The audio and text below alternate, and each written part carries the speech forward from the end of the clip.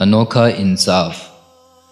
بنگلہ دیش پر خوف اور دہشت کے سائے گہرے ہوتے جا رہے ہیں۔ ایک بار پھر انتقام اور سیاسی رکابت کی آگ بھڑک اٹھی ہے۔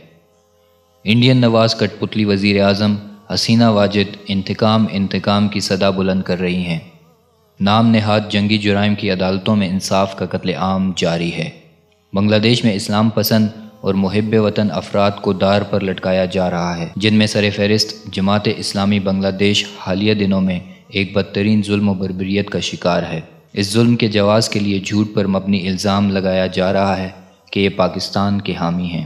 سن 1971 کے محب وطنی کو بنیاد بنا کر محب وطن افراد سے بدلہ لینے کی غرض سے ان پر ظلم کے پہاڑ توڑے جا رہے ہیں۔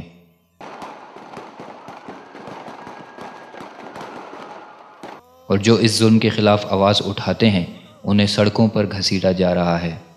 17 سے زائد محب وطن اسلام پسند افراد کو تختہ دار پر لٹکانے سے بھی عوامی لیگ کے دل کی آگ ٹھنڈی نہ ہوئی، بلکہ یہ سلسلہ جاری و ساری ہے۔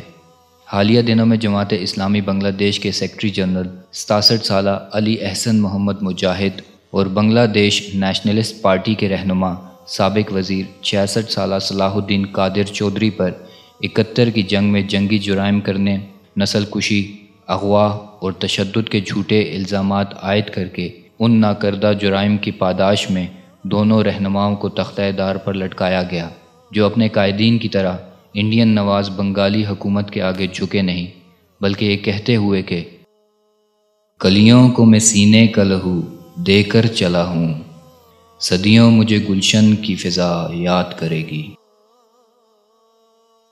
خوشی خوشی تختہ دار پر جھول کر جام شہادت نوش کر گئے۔ ان کا جرم یہ تھا کہ یہ اسلام پسند اور محب وطن تھے، جبکہ عوامی لیگ کا ہدف یہ ہے کہ ایسے اسلام پسند اور محب وطن افراد کو رستے سے ہٹایا جائے۔ اس ناپاک مقصد کے حصول کے لیے بنگالی حکومت نے بدنام زمانہ وار کرائم عدالتیں قائم کی ہیں، جو انصاف کے نام پر انصاف کا گلا گھونٹ رہی ہے۔ ایک طرف اگر اس ظلم پر افسوس ہے تو دوسری جانب عالم اسلام اور نام نہاد انسانی حقوق کی تنظیموں کی اس ظلم و بربریت کے خلاف پراسرار خاموشی کسی گہرے دکھ سے کم نہیں۔ نیل کے ساحل سے لے کر تا بخا کے کاشغر اخوت کا نعرہ بلند کرنے والے اسلامی اخوت کے دعوے داروں نے کیوں اپنی زبانوں پر چپ کا تالا لگایا ہوا ہے؟ بحیثیت مسلمان ہم سب کا اور خصوصاً پاکستانی ہونے کے ناطے ہمارا حق بنتا ہے کہ ہم اس ظلم کے خلاف آواز اٹھائیں۔ جن کو ہمارے ساتھ وفاداری کی سزا مل رہی ہے، اگر ہم ان کے قتل پر خاموش تماشائی بنے رہیں تو یہ کہاں کا انصاف ہے؟